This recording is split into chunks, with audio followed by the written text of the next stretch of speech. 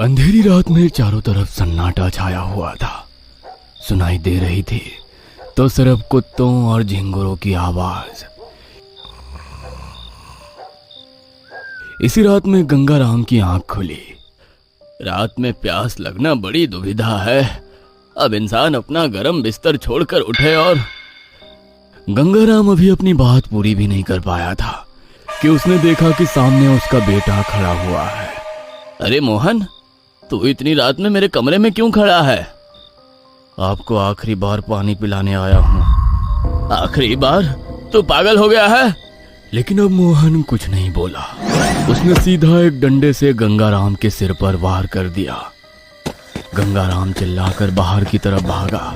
बचाओ बचाओ, मेरा बेटा मुझे मार डालेगा। गंगाराम अपने घर से बाहर आ चुका था।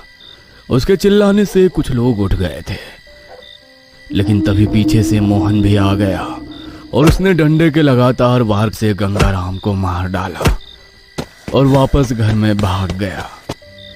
हे भगवान, मोहन ने अपने पिता को मार डाला। भीड़ लग गई। मोहन फिर से बाहर आया, लेकिन अब उसके हाव भाव बदले हुए थे। भीड़ ने उसे पकड़ लिया और फौरन पुलिस को बुलाया।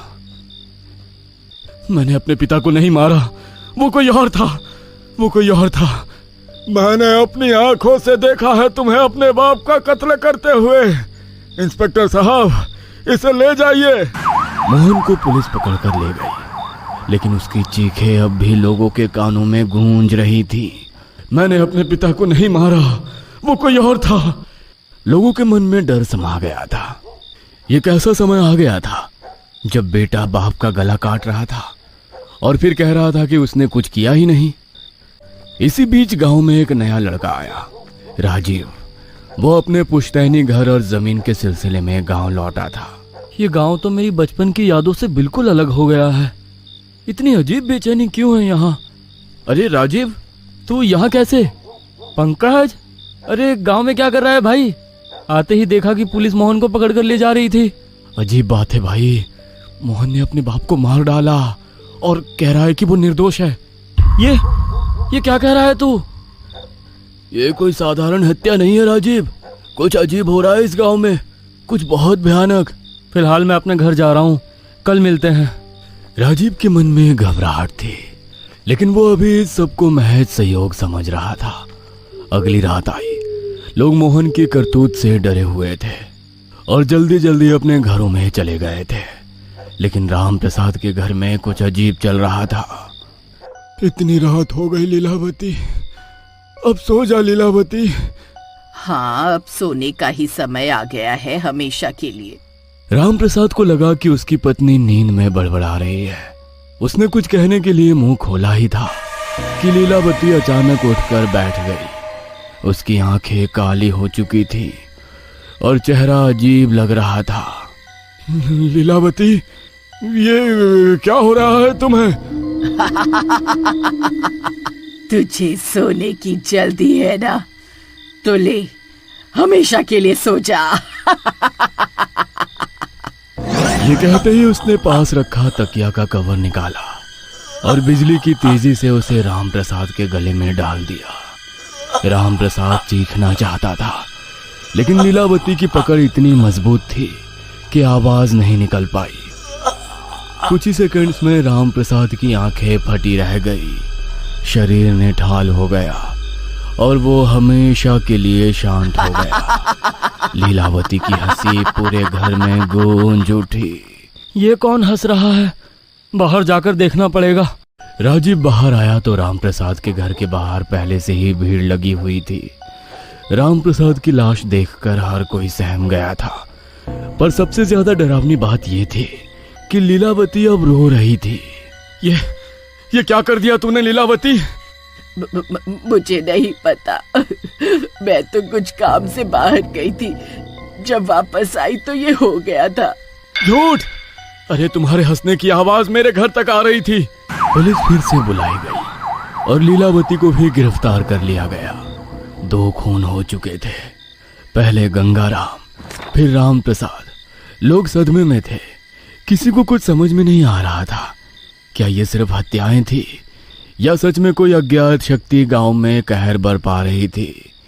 इसी बीच गांव का सबसे बुजुर्ग आदमी, जो अपनी उम्र के चलते अब ज्यादा बाहर नहीं निकलता था, चौपाल पर आ बैठा। ये छलावा का काम है। छलावा? हाँ, छलावा, जो किसी के रूप में आ सकता है, अपने शिकार की पहचान ले सकता है, और जब तक वो अपना काम पूरा ना कर ले तब तक उसका कोई कुछ नहीं बिगाड़ सकता। लेकिन कोई अपने खून के रिश्ते को क्यों मारेगा? यही तो छलावे की ताकत होती है। ये तुम्हें दिखेगा तुम्हारे अपने जैसा, बोलेगा तुम्हारे अपने जैसा, लेकिन असल में वो तुम्हारा अपना होगा ही नहीं। राजीव, जो खुद पुलिस वाला था, तर्क देते हुए बोला, ये सब अंधविश्वास है। छलावा वलावा कुछ नहीं होता। मैं पुलिस वाला हूँ, मैं पता लगाऊंगा कि असली गुनहगार कौन है। बूढ़ा हंसता हुआ अपने घर में चला गया। रात का तीसरा पहर था। पंकज अपने घर में सोया हुआ था। अचानक दरवाजे पर दस्तक हुई। कौन है इतनी रात को? कोई जवाब नहीं आया, लेकिन दस्तक जारी रही। पंकज उठकर दरवाजे की तरफ बढ़ा, और जैसे ही उसने दरवाजा खोला, उसके सामने श्यामलाल खड़ा था, लेकिन उसकी आंखें असामान्य रूप से लाल थीं। श्यामलाल, इतनी रात को यहाँ? पंकज, तेरा वक्त पूरा हो गया। ये कहते ही उसने पास रखा लोहे का सरिया उठाया और झटके से पंकज के सिर पे दे मारा। पंकज की दर्द भरी चीख पूरे गांव में गूंज उठी। जब लोग दौड़ते हुए उसके घर पहुंचे, तब तक वो मर चुका था। गांव में फिर से दहशत छा गई। अब ये पूरी तरह साफ हो चुका था कि ये कोई सामान्य घटनाएं नहीं थीं। इस गांव के लोगों को क्या हो गया है? मैंने कहा था ना, तब मेरी बात किसी ने नहीं सुनी। पंकज की मौत के बाद गांव में कोई भी बाहर निकलने की हिम्मत नहीं कर रहा था, लेकिन इस डर के बावजूद अगले ही रात एक और हत्या हो गई। प्रीतम अपने घर में आराम से चारपाई पर लेटा था। उसकी बेटी संगीता रसोई में कुछ काम कर रही थी। संगीता बेटा, जरा पानी ला दे, बड़ी प्यास लगी है। लेकिन संगीता कुछ नहीं बोली। उसने अचानक पास रखी रसोई की चाकू उठाई और सीधे प्रीतम की छाती में घोंप दी। अरे ये क्या कर रही है संगीता? अब कोई प्यासा नहीं रहेगा बाबा। प्रीतम की आंखें धीरे धीरे ठंडी पड़ गई और संगीता वहीं मुस्कुरा रही थी। जब गांव वालों को यह खबर मिली तो हर कोई कांप गया। अब किसी को कोई संदेह नहीं रहा कि गांव में वाकई छलावा आ चुका था। यह छलावा का ही काम है, पक्का। हे भगवान, ये इस गांव को किसकी नजर लग गई है?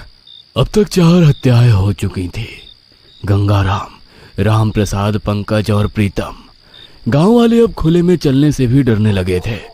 कौन कब किसका रूप बदल ले और किसे मार डाले, कोई नहीं जानता था। इसी समय गांव में रहने वाले सबसे चतुर आदमी चंदन ने सबको इकट्ठा किया। मैंने कुछ नोटिस किया है। क्या? छलावा कभी एक पैटर्न में नहीं मारता, वो रैंडमली लोगों को मारता है। लेकिन यहाँ एक पैटर्न है। क्या मतलब? ध्यान से देखो, जिन जिन लोगों की हत्या हुई है, ये सब एक दूसरे से जुड़े थे। कैसे जुड़े थे? ये सब जमीन की खरीद फरोख्त में शामिल थे, और अगला नंबर मेरे पिता का है, क्योंकि वो इन्हीं के साथ थे। मेरी बारी? अगर ऐसा है तो मतलब छलावा तुम्हारा रूप लेकर आएगा। हाँ, हमें तैयार रहना होगा। गांव में अब हर कोई दहशत में था। रात हो चुकी थी, लेकिन इस बार चंदन के घर कोई नहीं आया। उसकी सांसें तेज चल रही थी। वो पूरी रात जागता रहा, पर कोई भी हमला नहीं हुआ। सुबह हुई तो राजीव उससे मिलने आया। चंदन, रात तो शांति से निकल गई, लगता है छलावा भी डर गया है तुझसे। चंदन ने गहरी नजरों से उसकी ओर देखा। फिर अचानक बिना कुछ कहे उसने पास रखा चाकू उठाया और झटके से राजीव के पेट में घोंप दिया। चंदन, ये तूने क्या किया? राजीव लड़खड़ाते हुए जमीन पर गिर पड़ा। उसका शरीर झटकों से कांप रहा था। लोग दौड़ते हुए वहां पहुंचे। चंदन, तुझे क्या हो गया है? अरे तूने राजीव को क्यों मार दिया? हमने तो सोचा था कि तू इस छलावे से बच जाएगा, पर तू तो खुद ही हत्यारा बन गया। लेकिन तभी राजीव का शरीर अचानक अजीब तरीके से मरोड़ खाने लगा और वो छलावे में बदल गया। हे भगवान, ये क्या हो रहा है? तभी सबका ध्यान अचानक गांव की दूसरी तरफ गया। वहां असल राजीव खड़ा था। उसका चेहरा सफेद पड़ चुका था। वो भागने की कोशिश करता है, लेकिन गांव वालों ने उसे पकड़ लिया। मुझे पहले ही तुझ पर शक हो गया था राजीव। पहले जिन जिन लोगों को छलावे ने मारा था वो सब जमीन के सौदागर थे, और तुझे भी इसी जमीन के सौदा में दिलचस्पी थी। मैंने समझ लिया था कि ये कोई सहयोग नहीं हो सकता। बोल, आखिर यह सब तूने क्यों किया? जिस जमीन को मैं बेचने आया था वो असल में मेरी थी ही नहीं। क्या मतलब? ये सब लोग, गंगाराम, राम प्रसाद, पंकज, प्रीतम, इन सब ने मिलकर मेरे बाप से जबरदस्ती वो जमीन छीन ली थी। और जब मेरा बाप कुछ नहीं कर पाया तो उसने खुद को फांसी लगा ली। मैं अपने बाप की मौत का बदला लेना चाहता था। तभी मुझे पता चला कि इस गांव के पास छलावे का वास है। तूने छलावे को वश में कर लिया? हाँ, मैं एक तांत्रिक से मिला जिसने मुझे छलावे को वश में करने का एक तरीका बताया। मैंने उसकी मदद ली और फिर छलावे को उन लोगों के खिलाफ इस्तेमाल किया जिन्होंने मेरे पिता को आत्महत्या करने के लिए मजबूर किया था। अब सब कुछ साफ हो चुका था। बहुत हो गया तेरा नाटक राजीव। अब तू सारी जिंदगी सलाखों के पीछे रहेगा। राजीव को पुलिस के हवाले कर दिया गया। जिन निर्दोष लोगों को जेल हुई थी उन्हें बचा लिया गया और गांव में पहली बार कई हफ्तों के बाद एक सुकून भरी रात आई। अगर ये कहानी आपके रोंगटे खड़े कर गई हो तो ऐसी और खौफनाक कहानियों के लिए चैनल को सब्सक्राइब जरूर करें।